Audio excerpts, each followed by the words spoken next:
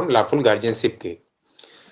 तो lawful guardianship से kidnapping की बात जब हम करेंगे तो इंग्रेडिएंट्स में सबसे पहला इंग्रेडिएंट्स हूएवर, यानी जो एक्यूज्ड है, कोई व्यक्ति हो सकता है, उसका कोई जेंडर या कोई एज या कोई इस तरह की क्वालिफिकेशन नहीं बताई गई है, कोई व्यक्ति जो क्या कर रहा है, किसी दूसरे चाइल्ड को या अनसाउंड माइंड के पर्सन को टेक और इंटाइसेस यानी ले जाता है या उसे भुलावा देकर ले जाता है, यानी पकड़ लेता है, ले लेता है, ले जाता है या उसे मतलब बहकावे में ले जाता है, बहका करके ले जाता है। इसके बाद आउट रिपीट ऑफ कर द दीजिए, आपकी आवाज नहीं आ रही थी sorry sir, you were not Audible. एक बार रिपीट कर दीजिए, किडनैपिंग फ्रॉम लॉफुल गार्डियनशिप। हाँ, तो किडनैपिंग फ्रॉम लॉफुल गार्जियनशिप के इंग्रेडिएंट्स की मैं बात कर रहा हूँ कि हूएवर काजेज, यानी कोई पर्सन जिसके किसी क्वालिफिकेशन की बात नहीं की गई है, वो मेल फीमेल किसी तरह का कोई पर्सन हो सकता है, यानी एक्यूज्ड के किसी क्वालिफिकेशन की बात नहीं की गई है, सिर्फ सिंपल बात की गई है हूएवर। और ये जो वर्ड यूज किया गया है एक्यूज्ड के लिए यूज किया गया है। उसके बाद जो वर्ड यूज किया गया है टेक्स और इंटाइसेस, यानी उसे काज टू गो और टू गेट इन पोजेशन, उसे अपने कब्जे में ले लेता है या उसे ले जाता है कहीं, और ऐसा करता है दूसरे तरीके से वो बहका करके ले जाता है। और इसके बाद किसे ले जा रहा है, एनी चाइल्ड और अनसाउंड माइंड के पर्सन को ले जा रहा है।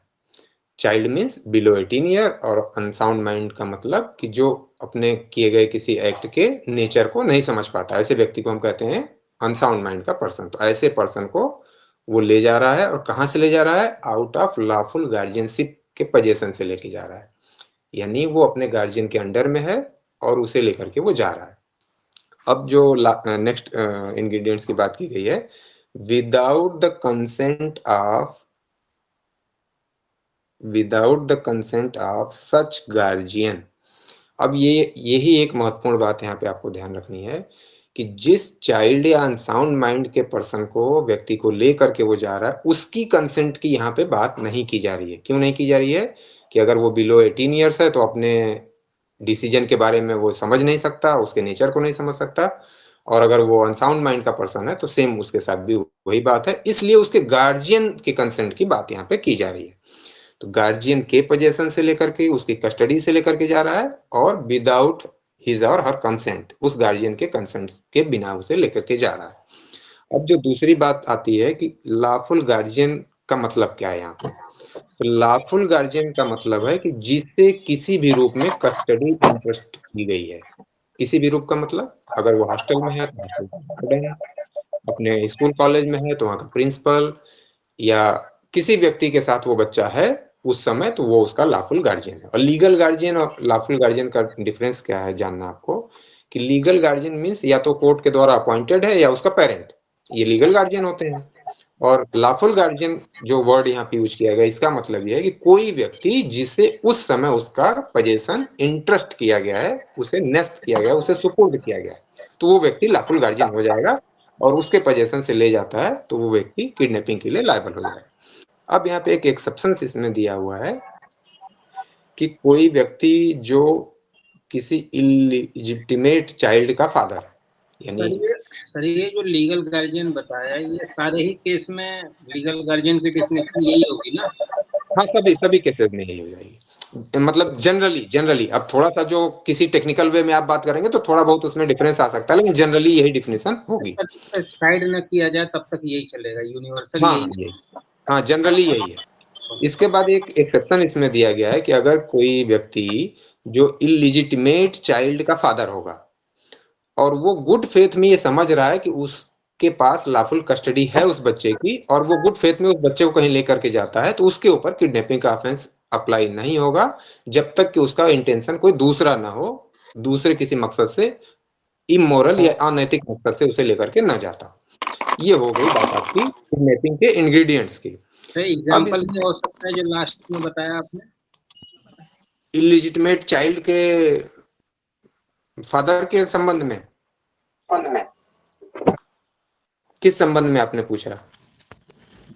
एक्सेप्शन सर जो आपने मेंशन किया। हाँ, एक्सेप्शन का मतलब ये है कि जैसे वो लीगली वेडेड वाइफ ना हो और उस तरह का उसका बच्चा का सन हो, तो उसी बच्चे को कहते हैं इलिजिटिमेट चाइल्ड। और उस चाइल्ड के फादर की बात हो रही है कि अगर उसका फादर गुड फेथ में उस बच्चे को कहीं लेकर के जाता है, इस विश्वास में, इस बिलीफ के साथ कि मैं इसका फादर हूं और मुझे राइट है इसे कहीं लेकर के जाने का, तब वो लायबल नहीं होगा किडनैपिंग के लिए, जब तक कि कोई उसका इमोरल इंटेंशन ना हो या मकसद ना हो। ये है इसका एक्सेप्शन। अब इसको थोड़ा सा एनालिसिस अगर किया जाए, डाइवोर्स के केसेज में जैसे हस्बैंड अडॉप्ट नहीं किया तब तक ये अप्लाई होगा ना ये? सॉरी मैं क्वेश्चन समझ नहीं पाया। जैसे सर जब डाइवोर्स हो जाता है तो अगर बच्चे की कस्टडी तो अडॉप्ट करना पड़ता है हस्बैंड या वाइफ किसी को भी। नहीं, लीगल वे में अगर आप बात करें, मैं कह रहा हूं कि इलिजिटिमेट चाइल्ड और फादर की बात हो रही है, जैसे आप कहते हैं कि अवैध संतान, तो उस तरह के बच्चे की बात हो रही है। डिवोर्स में तो वो लीगल सन है ना, लीगल सन है या डॉटर है या लीगल फादर है, वो लॉफुल फादर है। यहाँ तो कोई इशू ही नहीं है। इशू इस बात के लिए है कि जहाँ लीगली वेडेड वाइफ नहीं है, यानी वैध रूप से विवाहित पत्नी नहीं है, उसका बच्चा है, उस संबंध में बात हो रही है। वो डिवोर्स होना ना होना ये तो कोई इशू ही नहीं है। मतलब आउट ऑफ वेडिंग सर? हाँ बिल्कुल आउट ऑफ वेडिंग। तो अब इसका मतलब ये हो गया कि अब थोड़ा सा इसको अगर आप एनालिसिस करें तो क्या पॉइंट्स निकल के आते हैं कि यहाँ मेजर के लाने की बात नहीं हो रही। मेन बात यहाँ ये है, किसी न किसी रूप में माइनर की बात हो रही है, दूसरा या तो अनसाउंड माइंड के पर्सन की बात हो रही है। दो तरह के व्यक्तियों की बात हो रही है, यानी वो मेजर नहीं है या अनसाउंड माइंड का पर्सन है, यानी साउंड नहीं है, यानी मेजर ना हो या साउंड माइंड का ना हो, और उल्टा कर दें आप तो माइनर हो और अनसाउंड माइंड का। तो ऐसे पर्सन की बात हो रही है। दूसरी बात क्या हुई कि उसके कंसेंट को रेलिवेंट नहीं माना जाएगा, बल्कि उसके लॉफुल गार्जियन की कंसेंट को रेलिवेंट माना जाएगा। दूसरी बात निकल के आई। और तीसरी बात क्या निकल के है कि ये जो ऑफेंस किडनैपिंग का, ये उस बच्चे के अगेंस्ट नहीं है, उस अनसाउंड माइंड के पर्सन के व्यक्ति के विरुद्ध नहीं है, बल्कि उस लॉफुल गार्जियन के अगेंस्ट ऑफेंस है। ये दो तीन महत्वपूर्ण बातें इसमें से निकल के आई। अब थोड़ा सा केस लॉ के माध्यम से अगर इसे हम समझने की कोशिश करें तो एक केस है S Varadarajan versus state of Madras. ये पुराना आपका केस है 1965 का, सुप्रीम कोर्ट का। और इसमें हुआ क्या था कि एक फीमेल चाइल्ड है और वो बीएससी की स्टूडेंट है। और sir please repeat the case name, आपकी आवाज ना बहुत disturb. S Varadarajan versus state of Madras, और ये 1965 का केस है सुप्रीम कोर्ट का। इस केस में जो फैक्ट था ये हुआ कि एक बीएससी यानी ग्रेजुएशन सेकेंड ईयर की स्टूडेंट है, वो अपने फादर या लॉफुल गार्जियन का जो घर है वो छोड़ करके आ जाती है एक्यूज्ड के पास। और अब वो कह रही है कि अब मैं अपने फादर के घर नहीं जाऊंगी, और उस व्यक्ति से कहती है कि तुम मुझे लेकर के कहीं चलो। और वो व्यक्ति उसे लेकर के जाता है, उसके फिर आपस में संबंध स्थापित होते हैं। तो जब उसका केस आया कोर्ट ने बिल्कुल क्लियर किया मामले में कि जो हमने वर्ड यूज किया है सेक्शन में, देन 359 सेक्शन उस समय थी, ये 361, तो वहां ने कहा कि उस सेक्शन में जो वर्ड यूज किया गया टेक्स यानी ले जाना और इंटाइसेस, तो उस तरह की कोई एक्टिविटी एक्यूज्ड की तरफ से होनी चाहिए, यानी वो चाइल्ड या अनफॉर्मेड के पर्सन को लेने के लिए, बहकाने के लिए कुछ एक्टिव रोल होना उसका।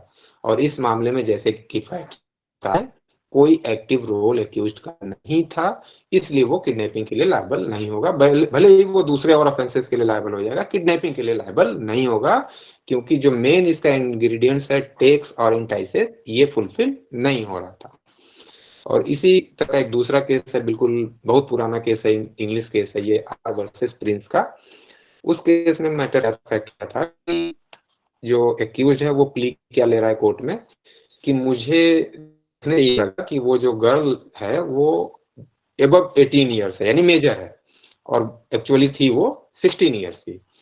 तब एक्यूज को लायबल माना गया, क्योंकि यहाँ पे कहीं ना कहीं मिस्टेक ऑफ लॉ का भी मामला इन्वॉल्व था, क्योंकि मार्कशीट से या किसी डॉक्यूमेंट से वो इजीली चेक कर सकता था, जान सकता था कि उसकी रियल एज क्या है, इसलिए उसे ये प्ली लेने के लिए एलिजिबल नहीं माना गया और उसे किडनैपिंग के लिए लायबल ठहराया गया।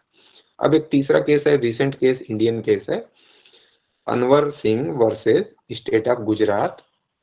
ये 2021 का सुप्रीम कोर्ट का केस है। इसमें मामला दोनों के बीच का मामला है, यानी एक्यूज्ड का और उस गर्ल चाइल्ड का पहले से रिलेशन था, और उस रिलेशन के दौरान पहले से उसने कह रखा था कि तुम यहाँ पे आना और हम दोनों लोग चलेंगे साथ में, और वो गर्ल चाइल्ड आती है और वो दोनों साथ में चले जाते हैं। तब ने ये डिसाइड किया कि जो टेक्स और इंटाइसेस वर्ड यूज किया गया है उसमें ये वाला केस फाल कर रहा है और वो किडनैपिंग के लिए लायबल है। क्यों? क्योंकि पहले से उसने प्रोवोक किया था, उसे लालच दिखाई दी, हम लोग करेंगे, शादी करेंगे या जो कुछ भी, यानी उसने प्रयास किया था, उसका एक्टिव रोल था उस गर्ल चाइल्ड को कहीं ले जाने के लिए। यानी अब ध्यान दें आप, अगर तीनों केसेस में, तो एक केस में वो गर्ल चाइल्ड अपने से एक्यूज्ड के घर आ जाती है, इसके बाद वो व्यक्ति उसे कहीं लेके जाता है, तो कोर्ट ने माना कि उसका एक्टिव रोल नहीं था पहले वाले में, एस वरदराजन में। और लास्ट वाले में अनवर सिंह में क्या हो रहा है कि वहां एक्यूज्ड से गर्ल चाइल्ड की पहले से बातचीत हुई है, उस बातचीत के आधार पे वो गर्ल चाइल्ड आती है और दोनों फिर साथ में जा रहे हैं, यानी उसका रोल, एक्टिव रोल माना गया उसको ले जाने के लिए। तो इसलिए यहाँ पे अनवर वाले केस में कोर्ट ने एक्यूज को किडनैपिंग के लिए लायबल ठहराया। अब इसके बाद एब्डक्शन, नेक्स्ट जो आपका टॉपिक है एब्डक्शन। एब्डक्शन में बेसिक जो बात है वो अब यहाँ पे किसी क्वालिटी या क्वालिफिकेशन की बात हटा ली गई है विक्टिम से। बाकी सभी सिचुएशन लगभग सेम है, थोड़े से फैक्ट्स बदलेंगे, लेकिन मेन जो क्वालिफिकेशन बदल रही है विक्टिम की, और विक्टिम की क्वालिफिकेशन बदलने से ही पूरा सेक्शन के जो इंग्रेडिएंट्स है वो चेंज हो जाएंगे। कैसे कि पिछले जब हमने बात की 137 में किडनैपिंग की, तो वहां सबसे पहली बात आई थी कि चाइल्ड या अनसाउंड माइंड का पर्सन होना चाहिए जो है विक्टिम। तो जब विक्टिम अनसाउंड माइंड का पर्सन होगा या चाइल्ड होगा तो स्वाभाविक है कि वो अपने गार्जियन के अंडर में होगा, और जब गार्जियन के अंडर में होगा तब हम मानेंगे कि उसके गार्जियन की कंसेंट चाहिए, और चाइल्ड या अनसाउंड माइंड पर्सन के कंसेंट का कोई रेलेवेंस यहाँ पे नहीं होगा। अब यहाँ चूंकि हम पर्सन की बात कर रहे हैं, उसके किसी एज की बात नहीं कर रहे हैं, उसके किसी मेंटल हेल्थ की बात नहीं कर रहे हैं, तो स्वाभाविक रूप से अब उसके कंसेंट की बात यहाँ पे आ जाएगी। एब्डक्शन की जैसे ही हम बात करेंगे अब विक्टिम के कंसेंट की बात हो जाएगी। एक तो पहला चेंज उसके एज को लेकर के, उसके माइंड को लेकर के कोई क्वालिफिकेशन नहीं है, यानी क्वालिफिकेशन हटा ली गई। दूसरा, जब क्वालिफिकेशन हट गई तो स्वाभाविक रूप से अब उसकी कंसेंट रेलिवेंट रहेगी, और पहले केस में उसकी कंसेंट रेलिवेंट नहीं थी। किडनैपिंग में गार्जियन के कंसेंट की बात की गई थी, अब यहाँ विक्टिम के कंसेंट की बात की जा रही है। इसके बाद फोर्स या डिसीटफुल मीन्स की बात कर ली गई है। चूंकि फोर्स और डिसीटफुल मीन्स की बात इसलिए अब कर दी गई कि अब वो मेजर है या साउंड माइंड का पर्सन है, इसलिए वो अगर कंसेंट दे रहा होगा तो कंसेंट मान ली गई, वैलिड हो गई। कंसेंट नहीं दे रहा है इसका मतलब कोई ना कोई उसके साथ फ्रॉड किया गया होगा या उसे फोर्सफुली ले जाया गया होगा। तो यानी हम किडनैपिंग से जोड़ के इसे देखें हमें आने की चीज समझ आएंगी। वहाँ बच्चे का मामला था तो उसी से, और मेजर वर्ड यूज नहीं किया, कोई ले जाया जा सकता है। अब इंग्रेडिएंट, आवाज ब्रेक हो रही है, सॉरी, अब ठीक है। सर हाँ, तो जब इसके सर ये एब्डक्शन का कंसेंट तो कोई कैसे देगा? तो कोई कंसेंट तो देगा ही नहीं। जैसे बात समझिए, यहाँ चूंकि ले जाने की, कन्वे की बात की जाए, मान लीजिए एक दोस्त है मेरा, वो मेरे घर आता है तो कहता है कि हम लोग चलेंगे पिक्चर देखने के लिए, तो मैं कहता हूँ ठीक है चलो, तो ये मेरी कंसेंट हो गई ना। तो अब मैं उसके साथ उसकी गाड़ी के साथ गाड़ी में बैठ करके जा रहा हूँ, उसकी मोटरसाइकिल के साथ जा रहा हूँ, या किसी भी तरह से पैदल हम लोग जा रहे हैं, तो मैं उसके साथ अपनी कंसेंट से, अपनी विलिंगनेस से जा रहा हूँ। तो ये एब्डक्शन का ऑफेंस आप इसे नहीं कह सकते। मान लीजिए कल ये एलिगेशन आ जाए कि राम श्याम के घर गया था और उसे पकड़ के ले गया, और श्याम तो खुद अपनी कंसेंट से गया था, तो यहाँ फिर कोई ऑफेंस नहीं बनेगा।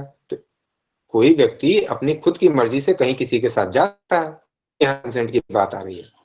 तो ऑफेंस लॉ ये बिल्कुल क्लियर कट डिफिनिट वे में इनकी लैंग्वेज होनी चाहिए, इसलिए सारी बात स्पष्ट रूप से लिखी गई है। कट रही है सर आपकी आवाज नहीं आ रही आज। सॉरी, ये लग रहा है मुझे कुछ नेट का इशू है। अब ठीक है? सर आप वीडियो बंद कर दो, थोड़ा नेट पे प्रेशर आ रहा होगा मुझे लग रहा है। अच्छा चलिए ये भी कर लेते हैं।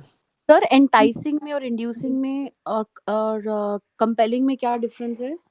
एंटाइसिंग में आप ये डिफरेंस, हाँ ये डिफरेंस ठीक है। 1 मिनट में पहले वीडियो बंद कर लो।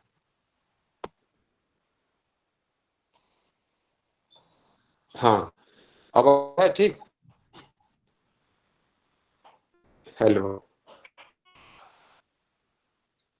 हेलो। सर कट के आ रही है आवाज। अभी भी प्रॉब्लम है सर। हाँ कुछ नेट का इशू है, बाकी तो यहाँ से सब ठीक है। वीडियो भी मैंने बंद कर दिया।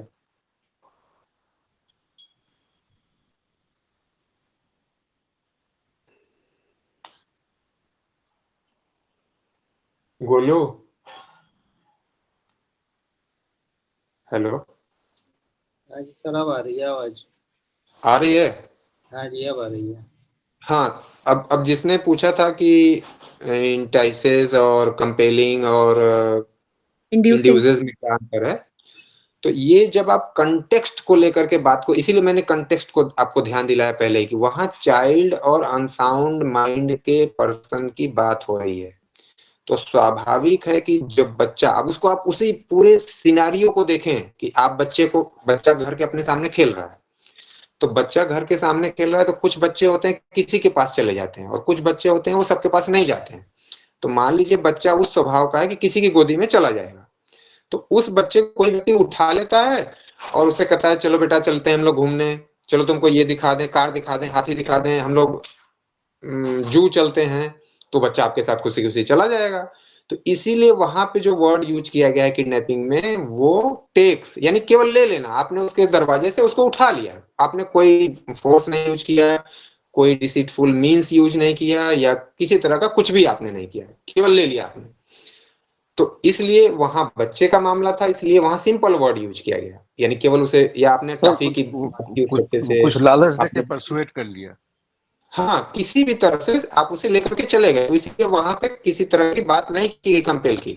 और जो एबडक्शन की बात हो रही है, चूंकि ये मेजर है, साउंड माइंड का पर्सन है, इसलिए आप कह रहे हैं कि चूंकि ये आसानी से आपके साथ नहीं जाएगा, जैसे आपने पहले ही अभी किसी ने कहा कि कंसेंट कैसे देगा वो जाने के लिए, तो इसीलिए यहाँ पे वर्ड यूज कर लिया गया कंपेल, यानी आप जबरदस्ती उसे पकड़ करके ले जा रहे हैं या आप फ्रॉड कर रहे हैं। फ्रॉड मीन्स जो इंड्यूस वर्ड यूज किया गया उसका क्या मतलब हुआ कि वो कहता है कि आपके जो हस्बैंड बाहर गए हुए हैं, उनका एक्सीडेंट हो गया, वो हॉस्पिटलाइज हैं, चलिए हम आपको लेने के लिए आए हैं, उन्होंने आपका फोन नंबर दिया या एड्रेस बताया, मैं इसीलिए आपको लेने आया हूं। अब वो आपको आपके साथ डिसीटफुल मीन्स यूज कर रहा है, धोखा दे रहा है आपको। तो यानी धोखा से या बल प्रयोग करके, तो यानी यहाँ मेजर या साउंड माइंड के पर्सन की बात हो रही है, तो यहाँ सामान्य तौर पे कोई व्यक्ति गलत कार्य के लिए कंसेंट नहीं देगा। इसलिए ये दो वर्ड यूज कर लिए गए कि जबरदस्ती ले जाएगा इसका मतलब, या धोखा दे करके ले जाएगा। इसलिए यहाँ की वर्डिंग ये है, और पहले वाले में सिंपल वर्ड यूज किया गया कि केवल ले लेना या भुलावा दे देना या बहका देना। क्लियर हो गया? Yes sir. हाँ, तो अब इसके बाद यहाँ जो इंग्रेडिएंट्स यूज किए गए हैं, हुएवर, वो तो वर्ड सेम है, यानी कोई व्यक्ति है जो एक्यूज्ड है, बाई फोर्स कंपेल्स, यानी फोर्स के द्वारा कंपेल कर रहा है किसी को, बल के द्वारा बाध्य कर रहा है जाने के लिए, और या तो क्या कर रहा है, डिसीटफुल मीन्स यूज कर रहा है इंड्यूस करने के लिए, उसे उत्तेजित करने के लिए, ले जाने के लिए, भुलावा देने के लिए किसी पर्सन को, एनी पर्सन। अब ये विक्टिम की बात हो रही है। To go from any place, यानी किसी स्थान से दूसरे स्थान पे ले जाने के लिए ये सब वो कर रहा है। तो यानी किसी व्यक्ति को बाध्य करके, बल द्वारा या धोखा दे करके कहीं से एक स्थान से दूसरे स्थान पे ले जाना, इसी को आप कहते हैं एब्डक्शन। और पहले वाले केस में डिफरेंस सिंपल हो जा रहा है कि किसी बच्चे को, बच्चा मीन्स जो आईपीसी में या बीएनएस में वर्ड यूज किया गया है, बच्चा मीन्स 18 साल से कम। अब वो 1 साल 6 महीना 2 महीना कुछ किसी एज का हो सकता है, सिर्फ क्या होना चाहिए, 18 साल से कम, या फिर वो किसी एज का है लेकिन अनसाउंड माइंड है उसका, वो साउंड नहीं है। तो यही डिफरेंस मेन है, और यही डिफरेंस पूरे कंटेक्स्ट को चेंज कर दे रहा है। जब वो अनसाउंड माइंड है या बच्चा है, तो गार्जियन की अब बात वहां पे जुड़ गई। यही डिफरेंस हो रहा है उसी बच्चे से। तो जब बच्चे को आप ध्यान से देखेंगे तो पूरा सिनेरियो आपके समझ में आ जाएगा। अब इसके बाद एक बात आती है, क्वेश्चन आपसे पूछा जाता है कि what is kidnapping. What is abduction and difference between abduction and kidnapping. तो अब दोनों के डिफरेंस की अगर बात की जाए तो जैसा कि मैंने पहले ही कहा था कि बीच में एक लाइन खींच करके आप फिर एक तरफ लिख देंगे किडनैपिंग, दूसरी तरफ लिख देंगे एबडक्शन, फिर आप छोटी छोटी हेडिंग्स भी डाल सकते हैं या केवल पॉइंटर 1 2 3 डाल के भी लिख सकते हैं। तो पहले पॉइंट में आप लिखेंगे kidnapping is defined under section 137 of BNS। यहाँ आपने सेक्शन के बेस पे डिफरेंस किया और दूसरे मामले में यानी एबडक्शन में आप पहले पॉइंट में लिखेंगे abduction is defined under section 138 of BNS। फिर दूसरा पॉइंट आप लिखेंगे kidnapping is divided in 2 kinds, यानी किडनैपिंग को 2 तरह से डिवाइड किया गया है। फिर आप लिखेंगे उसी में A B करके कि पहला kidnapping from India and kidnapping from B करके किडनैपिंग फ्रॉम लॉफुल गार्जियनशिप। और इधर आप लिख देंगे कि नो काइंड्स, यानी यहाँ पे कोई काइंड्स नहीं है एबडक्शन के लिए, इसके लिए सिर्फ एक ही ऑफेंस के रूप में इसे बताया गया एबडक्शन। फिर यहाँ तीसरे पॉइंट पे आप लिखेंगे, मैं थोड़ा थोड़ा छोटे छोटे पॉइंट्स में बता रहा हूँ, आप थोड़ा सा उसको डिटेल करके 2 3 3 लाइन लिख सकते हैं। अगर लॉन्ग में पूछा गया है तो, शॉर्ट में पूछा गया है तो बिल्कुल इसी रूप में आप लिख सकते हैं। तो थर्ड पॉइंट आपका बनेगा माइनर और अनसाउंड माइंड। जब विद इन इंडिया की बात की जाएगी तब विद इन इंडिया माइनर और अनसाउंड माइंड का पर्सन होना चाहिए, और जब आप बियॉन्ड इंडिया करेंगे तब ऐसी कोई क्वालिफिकेशन की बात नहीं की गई है। और जब इधर आप लिखेंगे एबडक्शन में तो no age limit required, no age limit required, या आप अपने शब्द में जिस भी शब्द में आप लिख सकते हो उसका जो कंसेप्ट है वही आना चाहिए कि यहाँ एज लिमिट रिक्वायर्ड नहीं है एबडक्शन के लिए, कोई एज लिमिट नहीं डिस्क्राइब की गई है, और किडनैपिंग में एज लिमिट की बात या अनसाउंड माइंड की बात की गई है। नेक्स्ट फोर्थ, बिलो 18 ईयर्स भी होगा ना सर? बिलो 18 ईयर्स इसमें हो जाएगा Kidnapping 137 यानी किडनैपिंग में। हम्म, और एबडक्शन में ये ध्यान आपको रखना है, वहां कोई एज लिमिट नहीं है, वहां केवल इंग्रेडिएंट्स फुलफिल होने चाहिए, वहां माइनर मेजर कोई वर्ड यूज नहीं किया गया है, ये आपको ध्यान रखना है। अनसाउंड माइंड, साउंड माइंड, ऐसा कुछ भी वर्ड यूज नहीं किया गया है एबडक्शन में। यानी आप डिफरेंस करते समय ये नहीं लिखिएंगे कि किडनैपिंग में 18 साल से कम का होना चाहिए, एबडक्शन में 18 साल से ऊपर का, ये वर्ड आपको यूज नहीं करना। वर्ड कैसा होना चाहिए कि नो एज लिमिट और एनी क्वालिफिकेशन, यानी कोई क्वालिफिकेशन या कोई एज लिमिट नहीं बताई गई है, या साउंडनेस की कोई बात नहीं की गई, इस तरह से आपकी वर्डिंग होगी। सर ये male 16 year less and female less than 18 years, ये डिफरेंस ये 2 आप साल का आईपीसी, क्यों? ये आप आईपीसी पढ़ रहे हैं।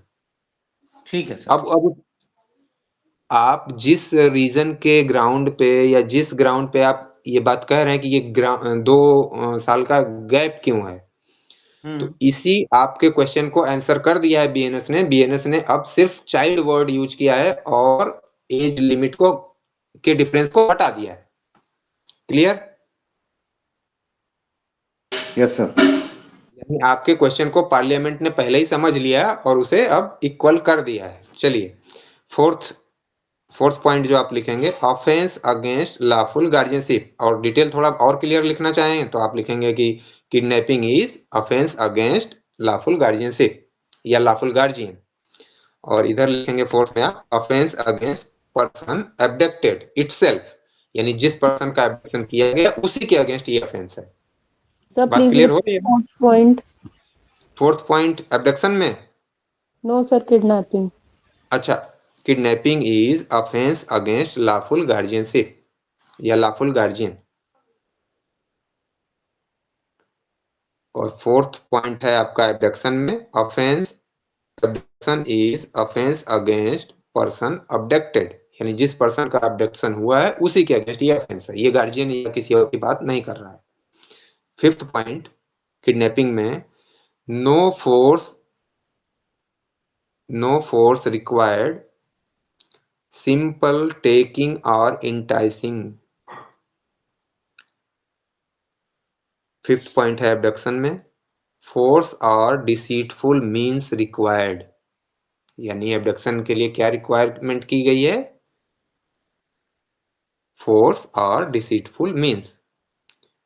6th पॉइंट किडनैपिंग के लिए कंसेंट ऑफ माइनर और अनसाउंड इमटेरियल, यानी जो अनसाउंड माइंड का पर्सन है या जो चाइल्ड है उसका जो कंसेंट होगा वो इमटेरियल होगा। वो कह के जाए साथ में आपके, खुद खुशी से अपने जा रहा हो तो भी वो मटेरियल नहीं है, यानी गार्जियन की कंसेंट चाहिए।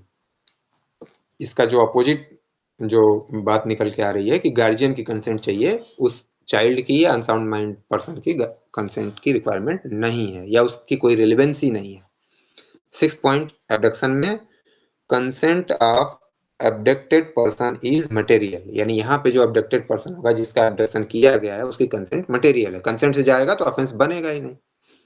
नेक्स्ट पॉइंट किडनैपिंग में kidnapping is substantive offense. Kidnapping is substantive offense and intention of accused is irrelevant, यानी जो accused है वो किस मकसद से बच्चे को लेकर के जा रहा है या उस पागल व्यक्ति को किस मकसद से लेकर के जा रहा है, उसका इंटेंशन इमटेरियल है। किस मकसद से जा रहा है ये इसका कोई उसे एक्सक्यूज नहीं मिलने वाला है कि वो बहुत गुड फेथ में लेके जा रहा था, वो तो बच्चे की भलाई के लिए लेके जा रहा था। उसने गार्जियन से पूछे बिना बच्चे को ले लिया अपने कब्जे में, लेकर के साथ चला गया, वो ऑफेंस के किडनैपिंग के ऑफेंस के लिए लायबल हो जाएगा। अब एब्डक्शन वाले में intention of accused is relevant, intention of accused is relevant under section 138 onwards का मतलब ये हुआ कि जब हम बात कर रहे हैं एक्यूज्ड के इंटेंशन की कि वो रिलेवेंट है, तो रिलेवेंट किस सेंस में बात हो रही है? हाँ, एक बात अभी जो छूट रही थी कि जो मैंने कहा 7th पॉइंट में किडनैपिंग के कि ये सब सब्सटेंटिव ऑफेंस है, किडनैपिंग इज सब्सटेंटिव ऑफेंस। और यहाँ आप 7th पॉइंट में लिखेंगे abduction is not a substantive offence itself, यानी स्वयं में ये कोई ऑफेंस नहीं है, सब्सटेंटिव ऑफेंस नहीं है जब तक कि इसके पीछे कोई दूसरे ऑफेंस का इंटेंशन नहीं होगा। ये मेजर डिफरेंस है दोनों के बीच कि आपने बच्चे को गोद में उठा लिया, गोद में लेकर के आप चल दिए, आपका ऑफेंस वहीं देन एंड देयर कंप्लीट हो गया विदाउट एनी इंटेंशन। और एब्डक्शन में क्या है कि जब आप व्यक्ति को पकड़ रहे हैं, लेकर के कहीं जा रहे हैं, उसके पीछे का मोटिव देखा जाएगा कि किस मोटिव से आप उसे ले जा रहे हैं, उसी मोटिव के हिसाब से ही आप एक्यूज्ड को पनिश करेंगे, यानी इंटेंशन वहां पे इंपॉर्टेंट है। तो ये बात आप कहने की कोशिश कर रहे हैं कि एब्डक्शन सिंपल सिटर अपने आप में कोई ऑफेंस नहीं है जब तक कि दूसरे किसी ऑफेंस के इंटेंशन से ऐसा न किया जा रहा। क्या क्या इंटेंशन उसके पीछे हो सकता है? एब्डक्शन के पीछे रैंसम अमाउंट मांगना, यानी फिरौती लेना, उसे भिक्षावृत्ति के लिए इन्वॉल्व करना, किसी फीमेल को लेकर के जाना, मैरिज के लिए बाउंड करना, या इलिसिट रिलेशनशिप के लिए, मतलब कोई न कोई दूसरा मकसद होना चाहिए। केवल पकड़ करके ले जाना सिंपल अपने आप में कोई ऑफेंस कॉन्स्टिट्यूट नहीं करेगा जब तक उसे पीछे कोई दूसरा इंटेंशन ना हो। ये आप कहने की कोशिश कर रहे हैं। नेक्स्ट, यानी किडनैपिंग में 8th point, kidnapping is not continuing offence, यानी जैसे मैंने कहा कि बच्चे को जैसे ही आपने अपने कब्जे में लिया, offence then and there complete हो गया। अब वो आगे आप कहाँ, कैसे, क्यों लेकर के जा रहे थे, वो कंटिन्यूइंग रनिंग ऑफेंस नहीं रहा, वहीं पे समाप्त हो गया, गार्जियनशिप के अगेंस्ट ऑफेंस हो गया किडनैपिंग का। अब एब्डक्शन की बात की जाए तो एब्डक्शन इज कंटिन्यूइंग ऑफेंस, यानी उस व्यक्ति को आपने कब्जे में लिया, आप लेकर के उसे जा रहे हैं, जब तक जाते रहेंगे, जब तक उसे आप कब्जे में रखते रहेंगे, वो लगातार ऑफेंस हो रहा है, अभी होता ही जा रहा है, वो निरंतर चलने वाला ऑफेंस है अब्डक्शन। और किडनैपिंग, गार्जियनशिप से बच्चे को अपने कब्जे में आपने लिया, वहीं देन एंड देयर वो ऑफेंस कॉन्स्टिट्यूट हो गया। और एब्डक्शन में जैसा कि मैंने कहा कि इंटेंशन, जैसे जैसे आपका इंटेंशन कर रहा है, जैसे जैसे उसे जहां लेकर के जा रहे हैं, वो सब नया नया ऑफेंस कॉन्स्टिट्यूट होता चला जाएगा। नेक्स्ट, नेक्स्ट, अब आप पनिशमेंट के ग्राउंड पे इसे डिफरेंशिएट कर रहे हैं दोनों में, तो यानी किडनैपिंग के लिए जो पनिशमेंट मिलेगा अक्यूज्ड को, वो 7 इयर्स तक का पनिशमेंट और फाइन, यानी imprisonment up to 7 year and fine. ये किडनैपिंग के लिए हो सकता है। और किडनैपिंग मैंने जैसा कहा कि किडनैपिंग कॉन्स्टिट्यूट हो गई, ऑफेंस हो गया, तो अप टू 7 इयर्स का आपको पनिशमेंट दिया जा सकता है। और ये दोनों में है, beyond India, kidnapping beyond India हो रही है तब भी, और किडनैपिंग फ्रॉम लॉफुल गार्जियन है तब भी, दोनों के लिए सेम। और एब्डक्शन के लिए जो पनिशमेंट की बात की जाएगी वो एज पर ऑफेंस, यानी जैसे इंटेंशन से, जिस इंटेंशन से आपने एब्डक्शन किया है किसी पर्सन का, उसके अकॉर्डिंग पनिशमेंट चेंज होता चला जाएगा। जैसे आपने फिरौती के लिए एब्डक्शन किया है तो आपको death punishment, imprisonment for life या कुछ और भी पनिशमेंट आपको दिया जा सकता है। लेकिन दूसरे ऑफेंसेस के लिए वो 10 ईयर्स, 7 ईयर्स वो घटता बढ़ता रहेगा। इसलिए आप जो लिखेंगे कि punishment for abduction as is given as offence, यानी जैसा ऑफेंस वो करेगा, जिस ऑफेंस को करने के लिए अबडक्शन करेगा, उसके रिगार्डिंग वो पनिशमेंट चेंज होता रहेगा। नेक्स्ट एक डिफरेंस और लिख लीजिए, kidnapping is cognizable and bailable offence. Kidnapping is cognizable and bailable offence. और इधर नेक्स्ट लिख लीजिए, एब्डक्शन में सर एक बार दोबारा बता दीजिए। Kidnapping is cognizable and bailable offence, यानी इसमें पुलिस जो है आपको विदाउट वारंट अरेस्ट कर सकती है, लेकिन आपको बेल मिल जाएगी एज ए राइट। और अबडक्शन की बात की जाए तो ये कॉग्निजेबल ऑफेंस है एंड नॉन बेलेबल ऑफेंस है, यानी आपको बेल एज ए राइट नहीं मिलेगी और पुलिस आपको अरेस्ट कर सकती है विदाउट वारंट। ये आपने देखा किडनैपिंग और एब्डक्शन, और दोनों का डिफरेंस आपने देखा। Sir sorry to interrupt, cognizable and abduction? And abduction के लिए non bailable. Okay, thank you. हाँ, सर एक समझाएंगे इसका क्या मतलब है? ऑफेंस अगेंस्ट लॉफुल गार्डियनशिप होगा किडनैपिंग में, but not against the person abducted. इसका क्या मतलब है? मुझे समझ नहीं आया। जैसे आपने यहाँ किडनैपिंग में लिखा कि offence, kidnapping is offence against lawful guardianship या गार्जियन, और इधर आपने लिखा कि abduction is offence against person abducted itself. Itself लगा लीजिए तो और क्लियरिटी आ जाएगी, यानी जिस पर्सन को अबडक्ट किया गया है उसी के खुद के अगेंस्ट ये ऑफेंस है, और किडनैपिंग गार्जियन के अगेंस्ट ऑफेंस होता है। चाइल्ड के अगेंस्ट नहीं होता है जो अबडक्ट हुआ है। नहीं, मैं वही तो कह रहा हूँ, जैसे जो माइनर होगा, जो अनसाउंड माइंड होगा, उसे आप लेकर के जा रहे हैं तो वो उस माइनर या अनसाउंड के प्रति ऑफेंस नहीं है, बल्कि उसके गार्जियन के अगेंस्ट ऑफेंस होगा। और जहां आप अबडक्शन की बात करेंगे तो वो अबडक्टेड पर्सन के ही अगेंस्ट ऑफेंस होगा, उसके गार्जियन की बात यहाँ पे नहीं हो रही है। मतलब सर जो एबडक्ट करेगा उसके खिलाफ केस बनेगी ना, जो एबडक्ट करेगा। नहीं, देखिए मैं बात क्या कह रहा हूँ, या जो आपका लॉ है वो क्या कह रहा है कि विक्टिम किसे माना जाएगा। अब इस तरह समझिए आप, विक्टिम तो हो गया जो कि जो एबडक्टेड हुआ, जिसको उठा के ले गया। हाँ, तो मैं वही आपसे आपको क्लियर कर रहा हूँ कि किडनैपिंग के ऑफेंस में विक्टिम होगा उसका लॉफुल गार्जियन। हाँ, करेक्ट। और अबडक्शन के मामले में जिस व्यक्ति को अबडक्ट किया गया है वो व्यक्ति विक्टिम होगा। जिस व्यक्ति को उठा के ले गया वही व्यक्ति को खिलाफ हाँ, एक्शन वही होगा। विक्टिम है। जिस व्यक्ति का अबडक्शन हुआ है वो स्वयं ही विक्टिम है। हाँ सर, विक्टिम है, मतलब विक्टिम मतलब यानी अब मेरी बात को थोड़ा सा और समझिए, यानी जब आप कहेंगे कि अबडक्शन का ऑफेंस किसके अगेंस्ट हुआ, तो जिसका अबडक्शन हुआ इटसेल्फ उसी के अगेंस्ट वो ऑफेंस हो गया। और किडनैपिंग की बात होगी तब आप कहेंगे किडनैपिंग का ऑफेंस उसके लॉफुल गार्जियन के अगेंस्ट हुआ है। क्लियर हो गया? सर कहने का मतलब ये है कि माइनर के केस में उसके पेरेंट विक्टिम होंगे, हाँ, और एडल्ट के केस में वो एडॉप्शन हो जाएगा, और उस केस में वो खुद जो जिसका वो क्या, क्या वो खुद वो विक्टिम होगा। मैं हाँ करेक्ट सर? बिल्कुल बिल्कुल, हाँ बिल्कुल। अब यहाँ तक आपकी कोई क्वेरी, कोई एम्बिटी, कोई प्रॉब्लम हो तो पूछ लीजिए, फिर अगले ऑफेंस पे हम लोग चलें।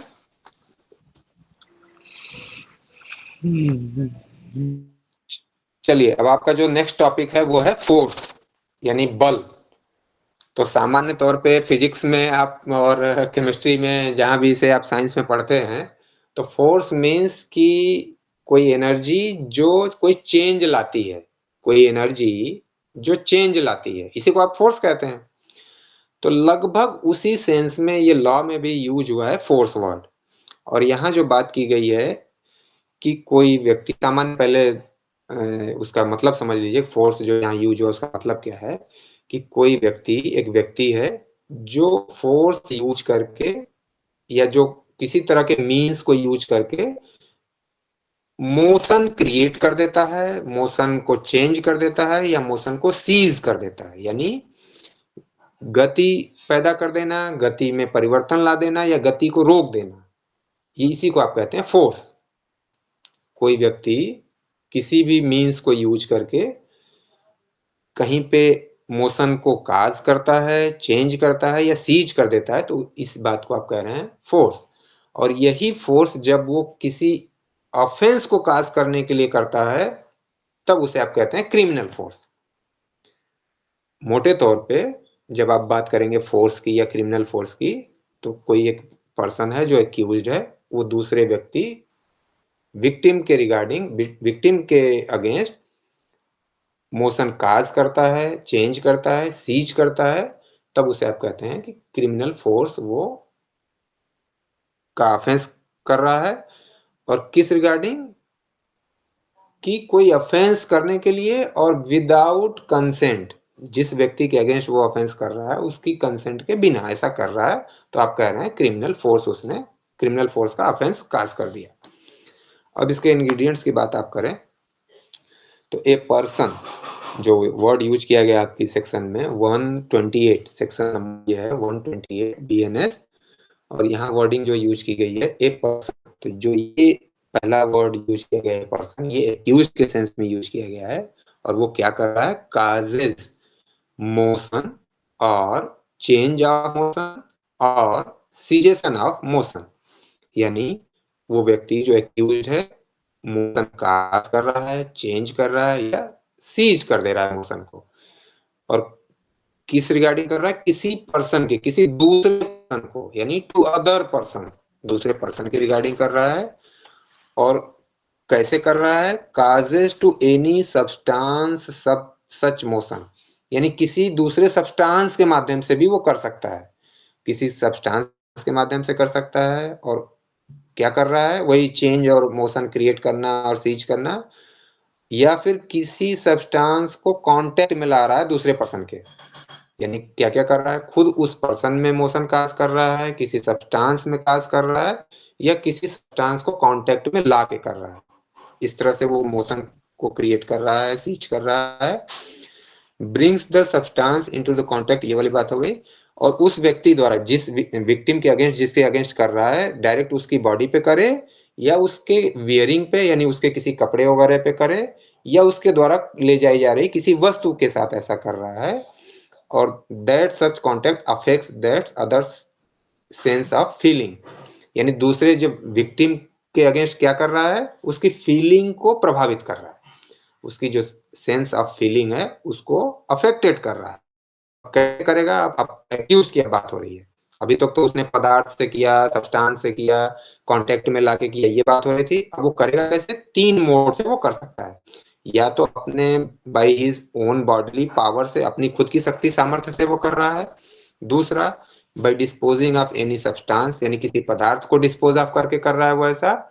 या फिर थर्ड लास्ट क्या कर रहा है वो? By inducing any animal to move, यानी वो किसी जानवर के द्वारा, जीव जंतु के द्वारा ऐसा कर रहा है, किसी पदार्थ के द्वारा कर रहा है, या खुद अपनी शारीरिक सामर्थ्य के द्वारा वो ऐसा कर रहा है। और क्या कर रहा है? कि मोशन क्रिएट कर रहा है, मोशन को चेंज कर दे रहा है, या मोशन को सीज कर दे रहा है। अभी हम लोग एग्जांपल से इसे समझेंगे। तो अब इसकी पूरी बात को अगर लिया जाए, और फोर्स के बाद क्रिमिनल फोर्स को भी एक साथ अगर ले लिया जाए, तो ऐसा वो किसी इंटेंशन के साथ कर रहा है, यानी वॉलंटरली कर रहा है, जानबूझ करके कर रहा है। जैसा कि मैंने पहले एग्जांपल में आपको एक बार बताया था कि बस में चढ़ते समय रास्ता नहीं मिलता, इसलिए दूसरा व्यक्ति पीछे वाला रुका रह जाता है, तो वो इंटेंशनल नहीं है। तो यहाँ बात हो रही है इंटेंशनल होना चाहिए, विथ इंटेंशन होना चाहिए। और वो जो फोर्स यूज कर रहा है वो व्यक्ति किसी दूसरे व्यक्ति पे उसकी कंसेंट के बिना कर रहा है, और in order to committing of any offence, यानी कोई अपराध करने के लिए वो ऐसा कर रहा है ऊपर की सारी चीजें, तब इसे आप कह रहे हैं क्रिमिनल फोर्स। और जब ऊपर की केवल बातें यानी मोशन काज करना, सीज करना, चेंज करना, तब वो केवल फोर्स है, और उसी फोर्स को यूज करके कोई ऑफेंस करने की कोशिश कर रहा है और विदाउट कंसेंट कर रहा है, या फिर उसे नॉलेज है कि ऐसा हो सकता है कि उस सामने वाले विक्टिम को कोई इंजरी काज हो जाए। तो इन सब चीजों को मिला करके आप कह रहे हैं क्रिमिनल फोर्स। और क्रिमिनल फोर्स पे और असाल्ट पे हम लोग विशेष जोर नहीं देंगे, इसको बहुत डिटेल में नहीं देखेंगे, क्योंकि इस पे लॉन्ग क्वेश्चन तो कभी पूछा नहीं है, सिंपल आपसे शॉर्ट में, वेरी शॉर्ट में ही पूछता है अधिकतर।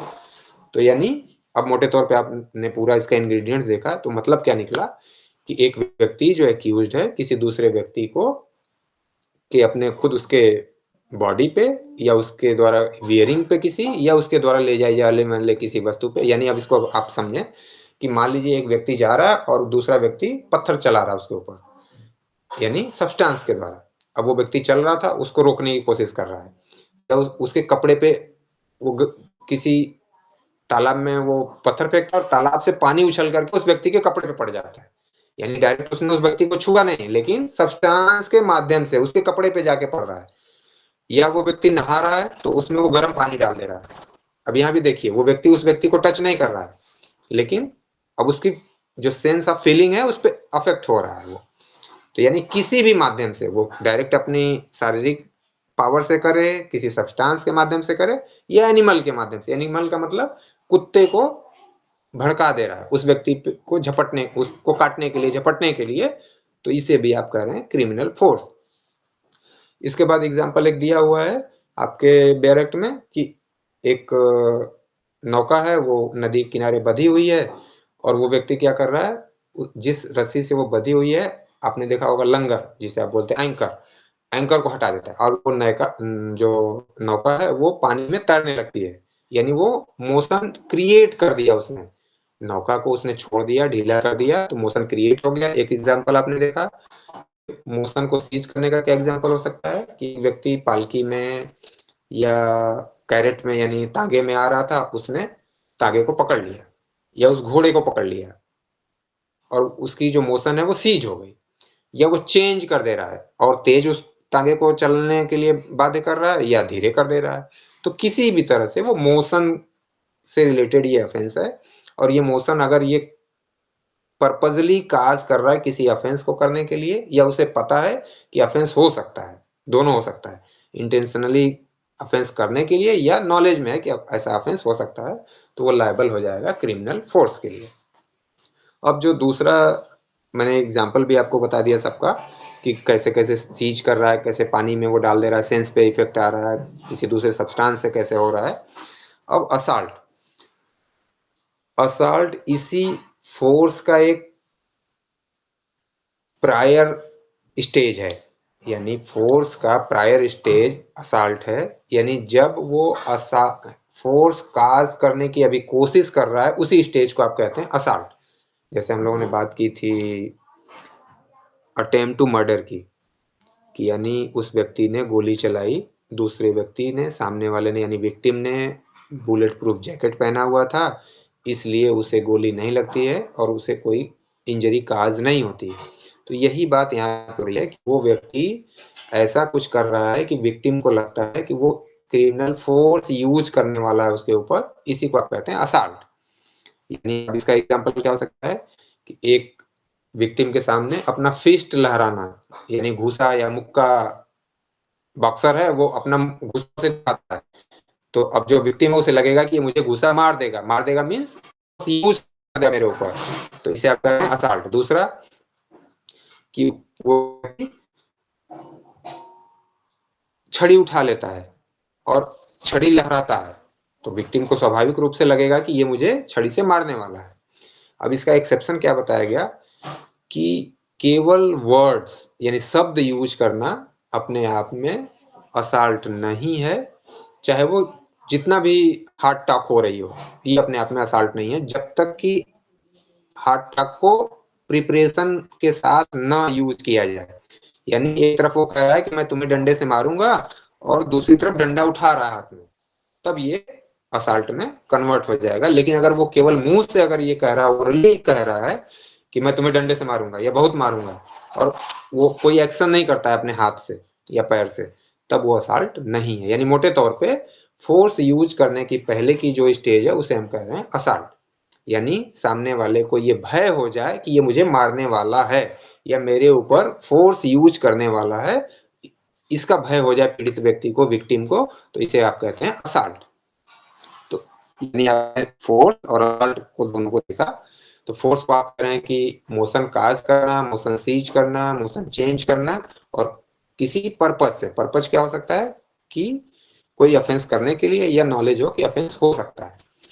और वो मोशन कैसे कैसे काज और सीज और चेंज हो सकता है, किसी सब्सटेंस के माध्यम से, किसी एनिमल के माध्यम से, खुद की अपनी स्ट्रेंथ और पावर की वजह से।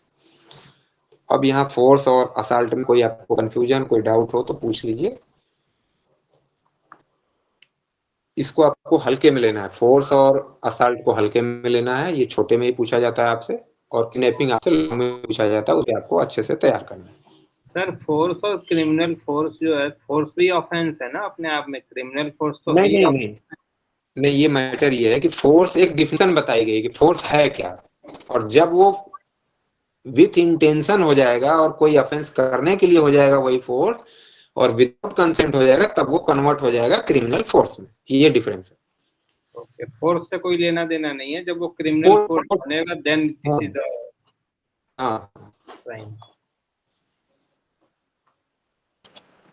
हेलो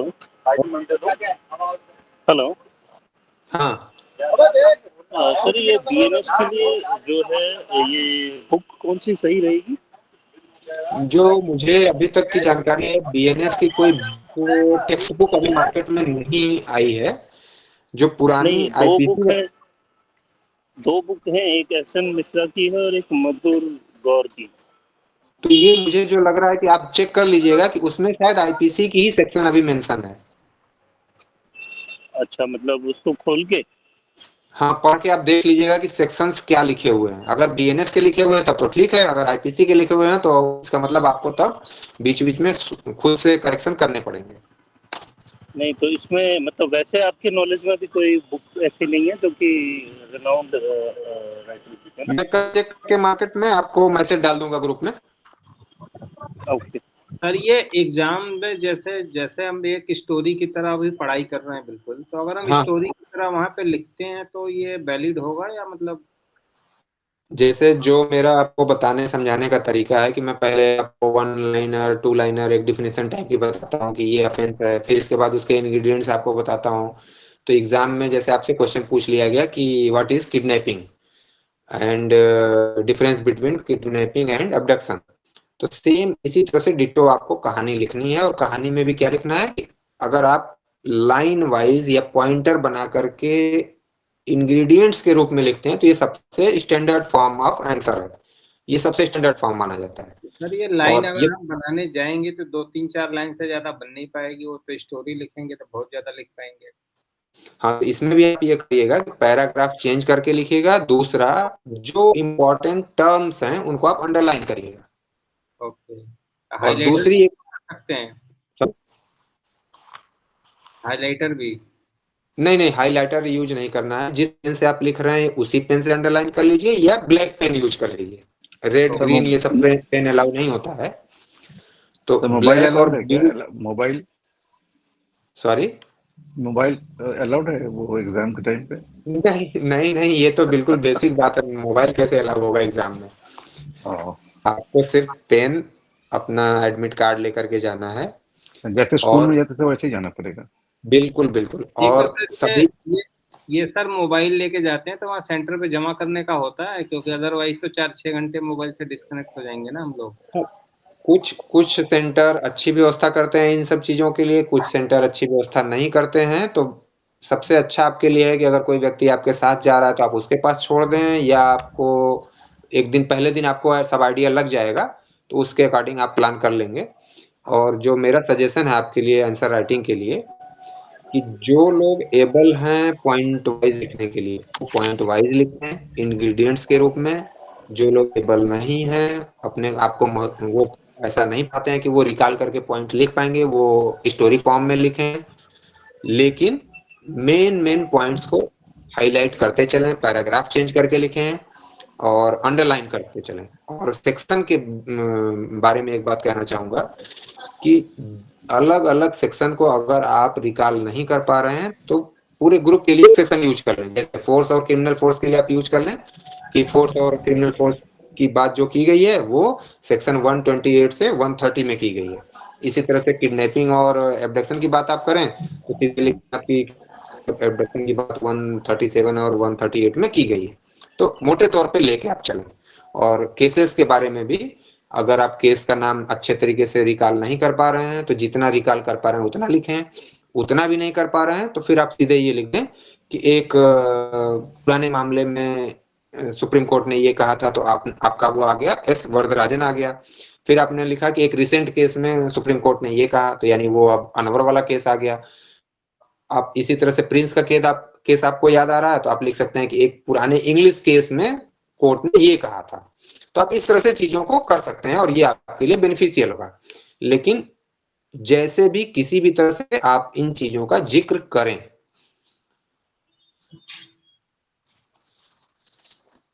और कोई क्वेश्चन, क्वेरी, कोई एम्बिग्युइटी?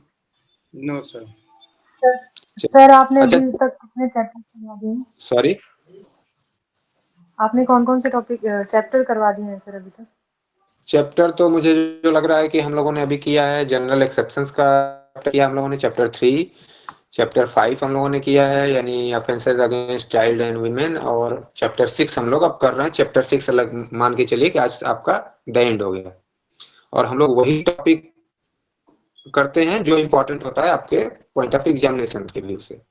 बाकी जनरल वे में सभी सेक्शन टू सेक्शन हम लोग कवर नहीं करते। 131, 132, 33 ये सब नहीं जरूरत है। नहीं, आपसे इसी तरह से टॉपिक वाइज ही क्वेश्चन पूछ।